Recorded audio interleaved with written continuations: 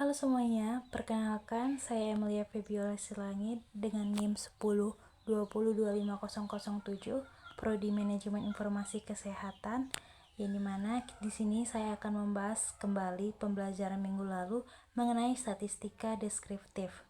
Jadi, yang pertama kita akan membahas apa sih itu statistika deskriptif.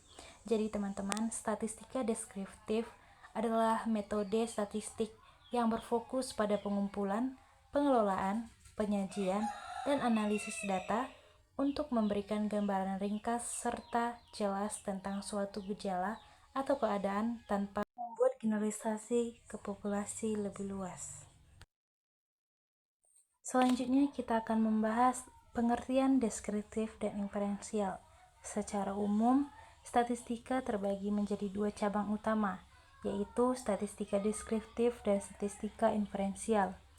Yang pertama kita membahas statistika deskriptif yang digunakan untuk menggambarkan atau mendeskripsikan data melalui ukuran pemusatan seperti rata-rata, median, dan modus, serta ukuran penyebaran seperti simpangan baku. Sementara itu, statistika inferensial digunakan untuk menarik kesimpulan atau melakukan prediksi terhadap populasi berdasarkan data sampel yang diperoleh. Baik, selanjutnya kita akan membahas review perhitungan matematika dasar. Review perhitungan matematika dasar adalah verifikasi ulang operasi hitung penjumlahan, pengurangan, perkalian, dan pembagian pada data rekam medis untuk menjamin akurasi total pasien dan rata-rata sebelum analisis statistik lebih lanjut. Selanjutnya, kita akan membahas tujuan dan fungsi statistika deskriptif.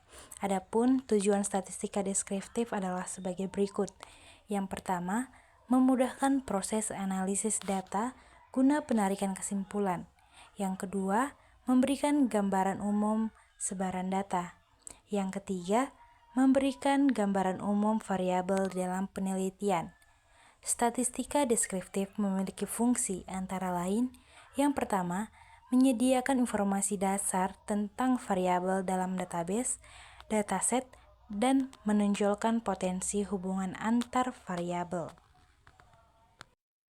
Selanjutnya yaitu mean. Mean adalah rata-rata. Rata-rata adalah nilai tengah keseluruhan data yang didapat dengan menjumlahkan semua nilai data lalu dibagi dengan jumlah data itu sendiri. Kegunaan mean yaitu yang pertama, dihitung dengan menjumlahkan semua nilai data dan membaginya dengan jumlah data. Yang kedua, memberikan gambaran umum tentang nilai tengah data. Yang ketiga, peka terhadap nilai ekstrim atau outlier. Adapun contoh mean yaitu misalnya nilai ulangan matematika terdapat 2, 2, 5, 6, 7, dan 8. Yang pertama, kita jumlahkan semua nilai, yaitu 2 ditambah 2, ditambah 5, ditambah 6, ditambah 7, ditambah 8, hasilnya 30. Yang kedua, kita bagi jumlah tersebut dengan jumlah data, yang dimana data tersebut terdapat 6. Jadi, data yang sudah kita jumlahkan yaitu 30 dibagi 6 sama dengan 5. Jadi rata-rata nilai ulangan matematika adalah 5.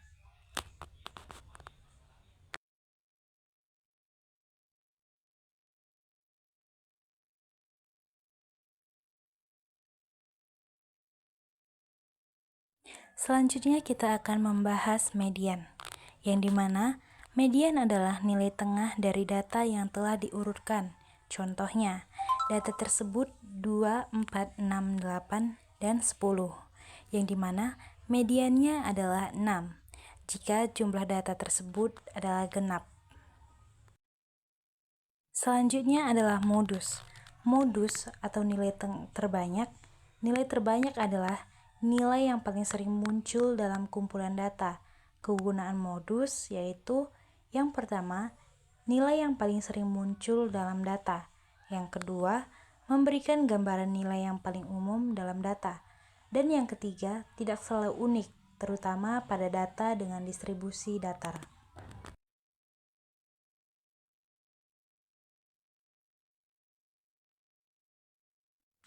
Selanjutnya adalah rate. Rate adalah ukuran frekuensi kejadian dalam populasi tertentu. Digunakan dalam bidang kesehatan atau misalnya angka kematian.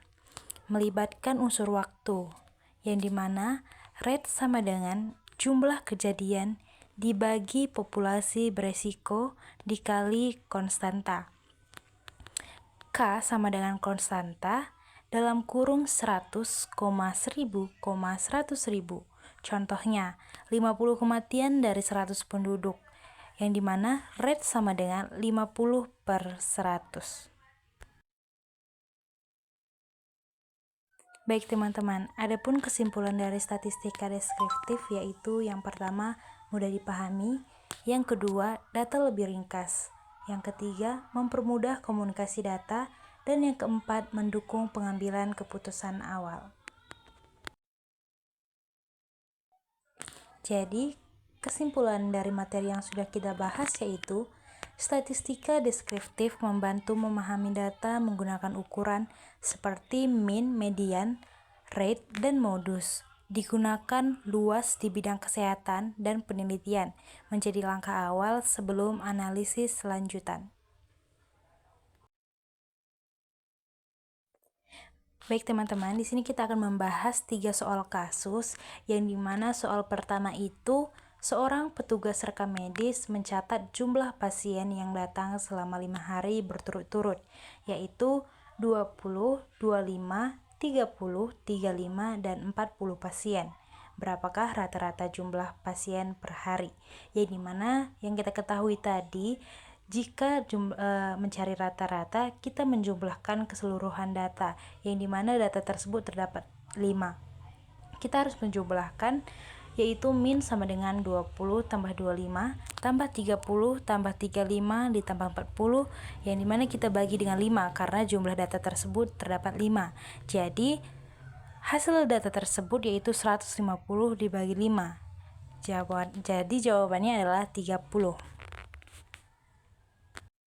Perlu diingat ya teman-teman, jika min atau rata-rata itu kita harus menjumlahkan keseluruhan data tersebut, lalu kita bagi dengan jumlah data yang ada. Selanjutnya adalah soal nomor 2, yang dimana data jumlah pasien per hari yaitu 12, 15, 15, 18, 20, 15, dan 22, yang dimana kita harus mencari nilai modusnya. Perlu kita ketahui kembali bahwa modus itu adalah nilai yang paling sering muncul pada data tersebut, yang dimana kita lihat angka 15 terdapat 3 kali muncul dalam data tersebut. Jadi modus dari data tersebut adalah 15 karena 15 terdapat 5 kali muncul dalam data tersebut. Baik teman-teman, ini adalah soal yang terakhir, adalah soal ketiga, yang dimana soalnya itu adalah di sebuah rumah sakit terdapat 40 kasus penyakit tertentu dalam populasi 10.000 orang dalam 1 tahun. Berapakah rate per 1.000 penduduk? Yang dimana sudah kita ketahui bahwa jawabannya di situ adalah 4. Jadi cara pengerjaannya itu adalah rate sama dengan kita masukkan 40 kasus penyakit tersebut, yang dimana 40 kita bagi dengan 10.000 penduduk dalam 10.000 orang dalam 1 tahun, kita kalikan dengan 1.000 penduduk. Jadi hasil yang sudah kita ketahui adalah 40 dibagi 10.000 orang dalam 1 tahun, kita kalikan dengan 1.000 penduduk, sama dengan 4/1000 penduduk. Baik teman-teman, sekian pembelajaran yang sudah kita bahas tadi. Semoga apa yang kita bahas tadi bisa bermanfaat untuk kita ke depannya. See you, bye-bye.